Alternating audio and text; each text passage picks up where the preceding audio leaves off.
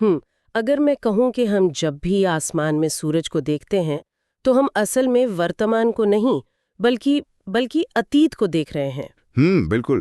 पूरे 8 मिनट पुराने अतीत को। हाँ, मतलब शायद एक पल के लिए यकीन करना मुश्किल हो, लेकिन ये सच है। जो सूरज हमारे दिन की शुरुआत करता है ना, उसके दर्शन भी हमें 8 मिनट पुराने होते हैं। सही कहा आपने। अजीब है ना?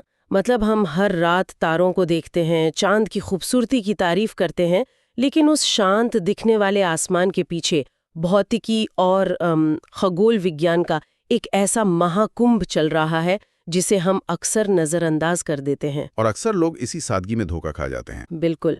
और इसीलिए आज की हमारी इस गहन चर्चा का आधार देखने में तो बहुत ही साधारण है। एनसीईआरटी कक्षा 6 के भूगोल का पहला चैप्टर, सौर मंडल में पृथ्वी। लेकिन चलिए इसे थोड़ा विस्तार से समझते हैं। ये बहुत जरूरी है। क्योंकि देखने में ये भले ही छठी कक्षा की किताब लगे, लेकिन यूपीएससी जैसी कठिन परीक्षाओं के कई सबसे पेचीदा सवाल इसी बुनियादी समझ पर टिके होते हैं। मैं सही कह रही हूँ ना? आप बिल्कुल सही कह रही हैं। अक्सर मैंने देखा है कि प्रतियोगी परीक्षाओं की तैयारी करने वाले लोग भारी भरकम किताबों के पीछे भागते हैं। हाँ, बिल्कुल। और इन बुनियादी कॉन्सेप्ट्स को छोड़ देते हैं। और यूपीएससी अक्सर स्टूडेंट्स को यहीं फंसाता है। और कैसे? मतलब वे सीधे तौर पर ये नहीं पूछेंगे कि सौरमंडल में कितने ग्रह हैं, बल्कि वे ये पूछेंगे कि क्षुद्र ग्रह यानी एस्टेरॉइड किन दो ग्रहों के बीच मिलते हैं। अच्छा। या फिर बाह्य ग्रह गैस के ही क्यों बने हैं। ये जो छठी कक्षा की किताब का चैप्टर हमारे पास है, ये खगोल विज्ञान के मूलभूत सिद्धांतों को बिना किसी भारी शब्दावली के समझाता है। ये सिर्फ तथ्य नहीं देता, बल्कि क्यों और कैसे का जवाब देता है, जो ब्रह्मांड को देखने का हमारा पूरा नजरिया ही बदल सकता है। तो इसी क्यों और कैसे को पकड़कर हम सबसे बुनियादी चीज से शुरुआत करते हैं, आसमान में चमकने वाले खगोली पिंड, सेलेस्टियल बॉडीज। हाँ, इस चैप्टर को पढ़ते हुए मुझे जो चीज सबसे दिलचस्प लगी वो है तारों की परिभाषा। मतलब हम सब बचपन से ट्विंकल ट्विंकल लिटिल स्टार गाते आए हैं। बिल्कुल। लेकिन तारे असल में गैसों के धधकते हुए विशाल गोले हैं। इनकी अपनी ऊष्मा है, अपना प्रकाश है। सही कहा। अगर मैं इसे एक उपमा दूं तो तारे अंतरिक्ष में मौजूद उन स्वतंत्र पावर प्लांट्स की तरह हैं जो खुद की ऊर्जा पैदा करते हैं। हमारा सूर्य भी तो ऐसे ही एक पावर प्लांट है ना? एकदम सटीक उपमा है। और यहाँ जो सबसे दिलचस्प बात है वो ये है कि प्राचीन काल में मनुष्यों ने इन तारों का उपयोग सिर्फ रोशनी या कविताएं लिखने के लिए नहीं किया, दिशा जानने के लिए भी किया। बिल्कुल। जब दुनिया में जीपीएस या कोई कॉम्पस नहीं था, तब ये तारे ही सबसे बड़े दिशा सूचक थे। इस किताब में नक्षत्र मंडलों यानी कॉन्स्टलेशंस का जिक्र है। अच्छा, जैसे वो सप्तऋषि? हाँ, जैसे कि अर्सा मेजर या बिग बियर। और उसी का एक बहुत प्रसिद्ध हिस्सा है सप्तऋषि यानी 7 तारों का समूह। प्राचीन नाविक रात के समय दिशाएं तय करने के लिए इसी सप्तऋषि की मदद से ध्रुव तारे यानी नॉर्थ स्टार को खोजते थे। लेकिन एक बात मुझे समझ नहीं आती। पूछिए। आसमान में तो तारे अपनी जगह बदलते हुए महसूस होते हैं ना, जैसे सूरज पूरब से पश्चिम जाता है। फिर ये ध्रुव तारा हमेशा उत्तर दिशा में ही स्थिर क्यों रहता है? ये अपनी जगह क्यों नहीं बदलता? ये एक बहुत ही शानदार सवाल है और इसके पीछे एक बहुत ही रोचक विज्ञान है। देखिए, ध्रुव तारा असल में कोई जादुई तारा नहीं है जो रुका हुआ हो। अच्छा। बात यह है कि हमारी पृथ्वी जिस काल्पनिक धुरी यानी एक्सिस पर लट्टू की तरह घूमती है, अगर हम उस उत्तरी धुरी से एक सीधी रेखा अंतरिक्ष की तरफ खींचें तो वो रेखा सीधे ध्रुव तारे की ओर इशारा करती है। ओह! इसलिए जब पृथ्वी घूमती है तो बाकी सारे तारे तो आसमान में घूमते हुए दिखाई देते हैं, लेकिन ध्रुव तारा ठीक उस धुरी की सीध में होने के कारण हमेशा एक ही जगह उत्तर दिशा में स्थिर नजर आता है। ओह! तो मतलब अगर हम किसी घूमते हुए छाते के बिल्कुल बीच वाले डंडे के ठीक ऊपर की ओर देखें, बिल्कुल सही। तो वो जगह हमें घूमती हुई नहीं दिखेगी, जबकि छाते के किनारे घूमते हुए दिखेंगे। एकदम सही समझा आपने। कमाल है। ये सोचना ही कितना अद्भुत है कि हमारे पूर्वजों ने बिना किसी दूरबीन की इस व्यवस्था को समझ लिया था। हाँ, उनका अवलोकन बहुत गहरा था। अब इन दूर स्थित तारों से निकलकर अगर हम अपने लोकल पावर प्लांट यानी सूर्य पर आएं, तो ये एक पूरे परिवार का मुखिया है, हमारा सौरमंडल। नोट्स बताते हैं कि इसमें सूर्य के अलावा 8 ग्रह, उपग्रह और बहुत सारा अंतरिक्ष का मलबा शामिल है। और सूर्य इस पूरे परिवार को अपने गुरुत्वाकर्षण या खिंचाव बल से बांध कर रखता है। सही कहा। सूर्य हमसे 15 करोड़ किलोमीटर दूर है, 15 करोड़, और फिर भी इसका खिंचाव इतना ताकतवर है। और इसी दूरी के संदर्भ में वो बात आती है जिसका जिक्र आपने शुरुआत में किया था, प्रकाश की गति। हाँ, 8 मिनट वाली बात। बिल्कुल। यूपीएससी के नजरिए से समझना बहुत जरूरी है। ब्रह्मांड में प्रकाश की गति लगभग 3 लाख किलोमीटर प्रति सेकंड है। 1 सेकंड में 3 लाख किलोमीटर? हाँ। और इतनी तेज गति होने के बावजूद सूर्य का प्रकाश 15 करोड़ किलोमीटर का सफर तय करके पृथ्वी तक पहुंचने में लगभग 8 मिनट का समय लेता है। ये 8 मिनट वाला फैक्ट सच में दिमाग चकरा देने वाला है। लेकिन एक और चीज है जो मुझे बहुत परेशान कर रही है। क्या? अगर सूर्य का ये गुरुत्वाकर्षण या खिंचाव बल इतना मजबूत है कि वो 15 करोड़ किलोमीटर दूर बैठी पृथ्वी और उससे भी दूर के ग्रहों को अपनी तरफ खींच रहा है, तो ये सारे ग्रह सूर्य में गिर क्यों नहीं जाते, टकरा क्यों नहीं जाते? इसे समझने के लिए हमें ग्रहों की गति और भौतिकी के एक बहुत ही खूबसूरत संतुलन को समझना होगा। अच्छा। देखिए, सूर्य अपनी अपार ग्रेविटी से ग्रहों को अपने केंद्र की तरफ अंदर खींच रहा है। लेकिन उसी समय हर ग्रह अपनी एक बहुत ही तेज गति से अंतरिक्ष में सीधे आगे की ओर भागना चाहता है। अच्छा, जैसे बचपन में हम एक धागे के सिरे पर पत्थर बांधकर उसे गोल गोल घुमाते थे। बिल्कुल वही। मतलब हाथ उस पत्थर को अंदर खींच रहा होता है, लेकिन पत्थर अपनी रफ्तार की वजह से बाहर भागना चाहता है। एकदम सही उपमा है। वो अंदर खींचने वाला बल, जिसे सेंट्रीपेटल फोर्स कहते हैं, और बाहर भागने की प्रवृत्ति, दोनों आपस में टकराकर एक सटीक संतुलन बना लेते हैं। इसी संतुलन के कारण ग्रह न तो सूर्य के अंदर गिरते हैं और न ही ब्रह्मांड में कहीं दूर खो जाते हैं। वे बस एक निश्चित दीर्घवृत्ताकार पथ यानी एलिप्टिकल पाथ में सूर्य के चक्कर काटते रहते हैं। मतलब ये ग्रह असल में लगातार सूर्य की तरफ गिर रहे हैं, लेकिन उनकी रफ्तार इतनी तेज है कि वे हमेशा सूर्य के किनारे से मिस हो जाते हैं और गोल घूम जाते हैं। बिल्कुल, एकदम सही कहा। अब अगर इन ग्रहों की बनावट की बात करें तो इस चैप्टर में इनका बड़ा ही अजीब वर्गीकरण किया गया है। आंतरिक ग्रह और बाह्य ग्रह, इनर और आउटर प्लैनेट्स। हाँ, बुध, शुक्र, पृथ्वी और मंगल जो सूर्य के पास हैं, वे चट्टानों से बने हैं और ठोस हैं। लेकिन बृहस्पति, शनि, यूरेनस और नेपच्यून आकार में विशाल हैं और सिर्फ गैसों और तरल पदार्थों के बने हैं। सही है। मुझे ये समझ नहीं आया कि एक ही सौर मंडल के अंदर पैदा हुए ग्रहों में इतना जमीन आसमान का फर्क क्यों है? ये बहुत ही गहरा सवाल है और अक्सर प्रतियोगी परीक्षाओं में उम्मीदवार इसी कॉन्सेप्ट पर गलती कर बैठते हैं। अच्छा। इसका मुख्य कारण है सूर्य से उनकी दूरी और तापमान। जब सौरमंडल बन रहा था ना, तो सूर्य के बेहद करीब का तापमान इतना अधिक था कि वहां हल्की गैसें टिक ही नहीं पाईं। ओह, तो वो उड़ गईं। हाँ। तेज सौर हवाओं ने उन गैसों को उड़ाकर दूर धकेल दिया। वहां सिर्फ वही भारी तत्व बचे रह गए जो उस भयंकर गर्मी में पिघलकर भाप नहीं बने, जैसे लोहा और भारी चट्टानें। बिल्कुल।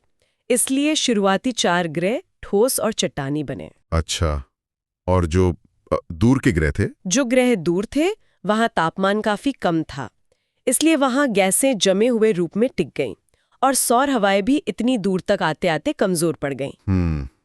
समझ गए। नतीजतन हाइड्रोजन और हीलियम जैसी हल्की गैसों ने मिलकर उन विशालकाय गैस जायंट्स का निर्माण किया। ये तो बहुत ही तार्किक बात है। मतलब गर्मी ने पास के ग्रहों को ड्राई कर दिया और दूर के ग्रहों ने गैसों को समेट लिया। एकदम सही। अब इन आंतरिक चट्टानी ग्रहों में एक ग्रह है शुक्र यानी वीनस, जिसे पृथ्वी का जुड़वा कहा जाता है। किताब में लिखा है कि इसका आकार और बनावट बिल्कुल हमारी पृथ्वी जैसी है। हाँ, अर्थ's ट्विन। और हाँ, हमें प्लूटो को नहीं भूलना चाहिए। मतलब बचपन में तो हमने 9 ग्रह पढ़े थे, तो प्लूटो की कहानी हमेशा थोड़ी उदास करने वाली लगती है। 2006 में इसे ग्रहों की लिस्ट से क्यों निकाल दिया गया? खैर, विज्ञान अपनी परिभाषाओं को स्पष्ट करता रहता है। 2006 में अंतर्राष्ट्रीय खगोलीय संघ ने तय किया कि ग्रह कहलाने के लिए किसी भी खगोलीय पिंड को 3 शर्तें पूरी करनी होंगी। वो 3 शर्तें क्या थीं? पहला, वो सूर्य का चक्कर लगाता हो।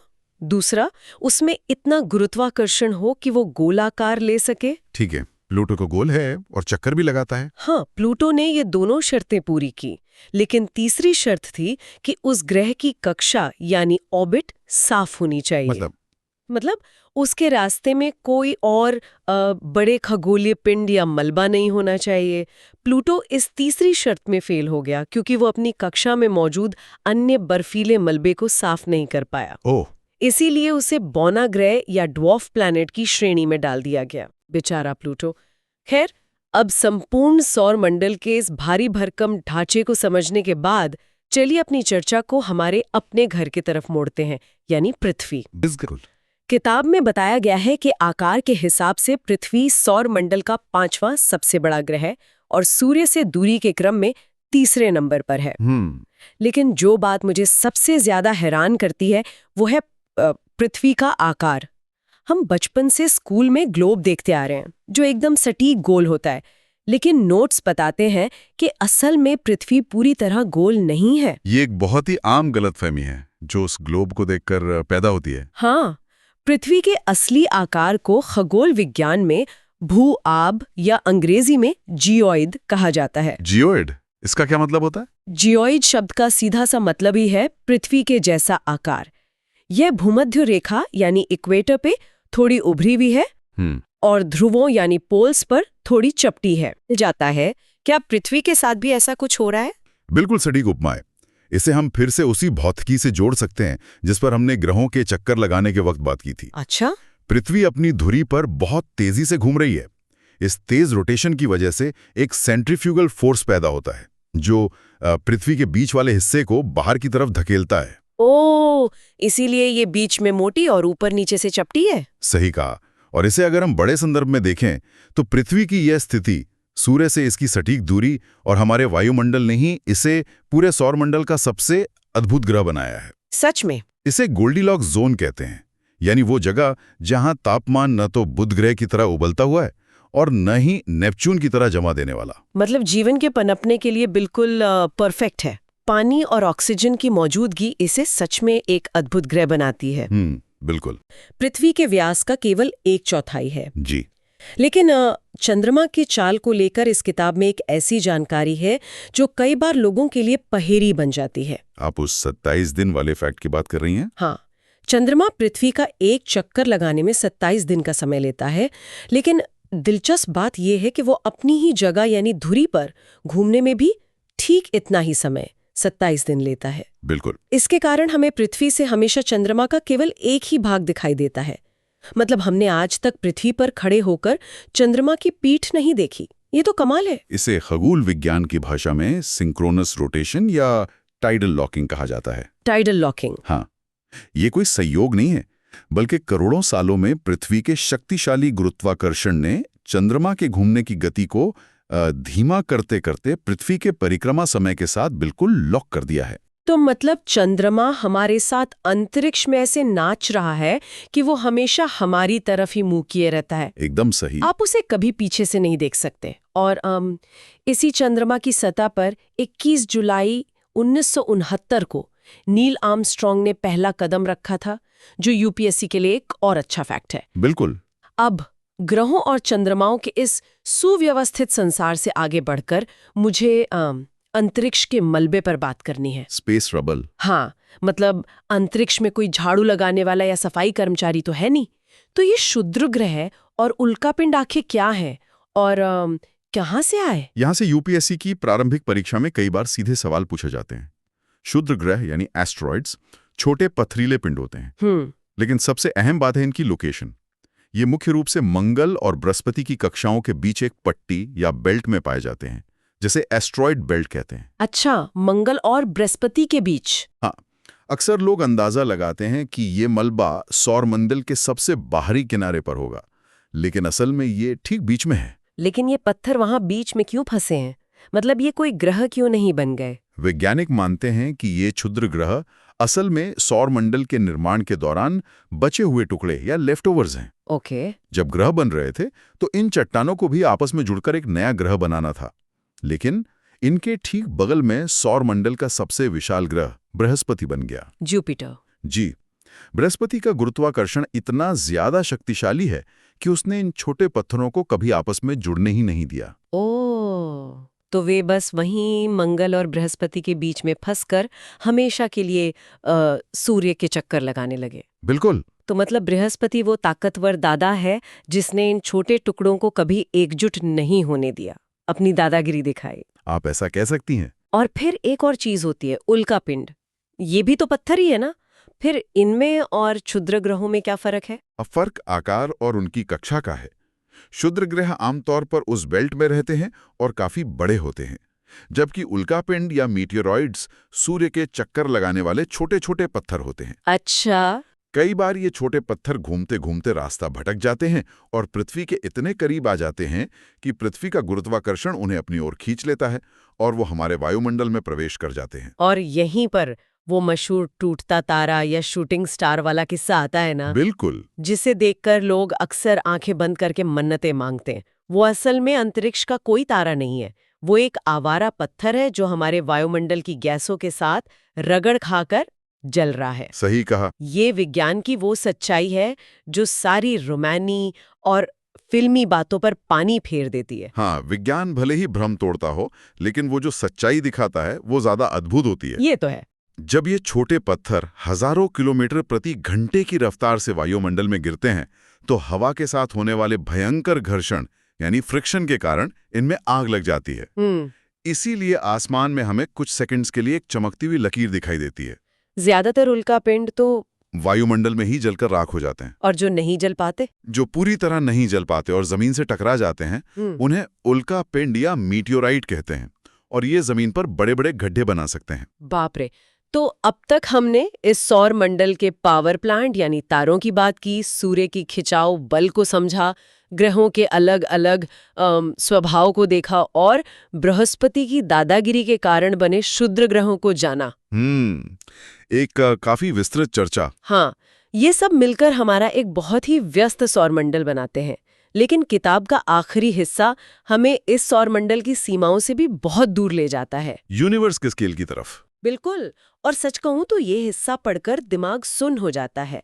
हमारा इतना विशाल सौरमंडल करोड़ों तारों, बादलों और गैसों की एक अत्यंत विशाल प्रणाली का मात्र एक बहुत छोटा सा बिंदु है। सिर्फ एक बिंदु। इस प्रणाली को आकाशगंगा या गैलेक्सी कहते हैं और हमारी गैलेक्सी का नाम है मिल्की वे। तो इन सब का क्या मतलब है? हम इस पूरे ढांचे में कहाँ खड़े हैं? ये एक बहुत ही महत्वपूर्ण सवाल खड़ा करता है और यहीं पर खगोल विज्ञान हमें थोड़ा विनम्र बनाता है। जरा इस स्केल या विशालता पर गौर कीजिए। जिस सूर्य के गुरुत्वाकर्षण ने पूरे सौर मंडल को बांध रखा है, वो हमारी मिल्की वे आकाशगंगा के अरबों तारों में से महज एक सामान्य सा तारा है। सिर्फ एक तारा? वो भी मिल्की वे के केंद्र में नहीं, बल्कि एक कोने में पड़ा हुआ है। और कहानी यहीं खत्म नहीं होती। ब्रह्मांड केवल हमारी आकाशगंगा तक सीमित नहीं है, और भी आकाशगंगाएं हैं। ऐसी लाखों करोड़ों आकाशगंगाएं मिलकर इस अनंत ब्रह्मांड का निर्माण करती हैं। उफ। अगर हम मानव दृष्टिकोण से देखें तो ब्रह्मांड के इस अथाह समंदर में हमारी पृथ्वी का अस्तित्व एक विशाल रेगिस्तान में रेत के एक छोटे से कण से भी बहुत छोटा है। ये सच में रोंगटे खड़े कर देने वाला विचार है। हम अपनी रोजमर्रा की जिंदगी में, ऑफिस की डेडलाइंस में और ट्रैफिक में इतने उलझे रहते हैं कि हम भूल ही जाते हैं कि हम किस असीम विशालता का हिस्सा हैं। बिल्कुल। चलिए आज की इस गहन चर्चा को समेटते हैं। हमने देखा कि आसमान में चमकने वाले तारे सिर्फ रोशनी नहीं बल्कि नेविगेशन के पुराने साधन रहे हैं। हमने ये समझा कि कैसे सूर्य के अंदर खींचने वाली ताकत और ग्रहों की बाहर भागने की ताकत ने मिलकर कक्षाओं का वो संतुलन बनाया है जिस पर असल में पूरा सौरमंडल टिका है। एकदम सही। हमने जाना कि पृथ्वी पूरी तरह गोल नहीं है बल्कि तेज घूमने के कारण बीच से उभरी हुई यानी भू-आब आकार की है, और ये भी कि कैसे मंगल और बृहस्पति के बीच फंसे क्षुद्र ग्रह असल में वो ग्रह है जो कभी बन ही नहीं पाए। इसके साथ ही हमने उस सिंक्रोनस रोटेशन को भी समझा जिसकी वजह से चंद्रमा हमेशा अपना एक ही चेहरा हमें दिखाता है। हाँ, वो 27 दिन वाला लॉक। बिल्कुल। ये सारी जानकारी चाहे वो यूपीएससी की परीक्षा के लिए हो या अपनी सिर्फ उत्सुकता शांत करने के लिए, हमें ये एहसास दिलाती है कि भौतिकी और प्रकृति के नियम कितनी खूबसूरती से एक खगोलीय नृत्य में एक साथ काम कर रहे हैं। बिल्कुल। छठी कक्षा की ये किताब सिर्फ कुछ तथ्य नहीं है बल्कि ये समझने का एक शानदार तरीका है कि हमारा अद्भुत ग्रह कितनी सटीक और बेहतरीन व्यवस्था का हिस्सा है। अपनी चर्चा को समाप्त करते हुए मैं एक ऐसा विचार यहाँ छोड़ना चाहूंगा जो इस किताब की सीमाओं से परे है, लेकिन इसी विज्ञान का अगला तार्किक कदम है। हाँ, बताइए। आज हमने जाना कि इस अनंत ब्रह्मांड में लाखों आकाशगंगाएं हैं। हमारी ही आकाशगंगा में अरबों तारे हैं और उन तारों के अपने सौरमंडल हैं। तो जरा सोचिए, क्या यह संभव नहीं कि ब्रह्मांड के किसी दूसरे कोने में, किसी और मिल्की वे के किसी और सौरमंडल में हमारी पृथ्वी जैसा ही गोल्डीलॉक्स जोन में स्थित पानी और ऑक्सीजन से भरा कोई और अद्भुत ग्रह मौजूद हो? ओह, मतलब एक और पृथ्वी। हाँ, क्या पता इस वक्त वहां भी कोई हमारी ही तरह रात के आसमान की तरफ देखकर यही सवाल सोच रहा हो कि क्या हम इस ब्रह्मांड में अकेले हैं? वाह, ये एक ऐसा सवाल है जो सिर्फ विज्ञान का नहीं बल्कि हमारी कल्पना की सबसे बड़ी उड़ान है। क्या बात है। इसी शानदार और रहस्यमयी सवाल के साथ हम आज की ये गहन चर्चा यहीं समाप्त करते हैं। आसमान की तरफ देखते रहिए, क्योंकि हर टूटता तारा भले ही सिर्फ एक पत्थर हो, लेकिन वो एक बहुत बड़े ब्रह्मांडीय तंत्र का हिस्सा जरूर है।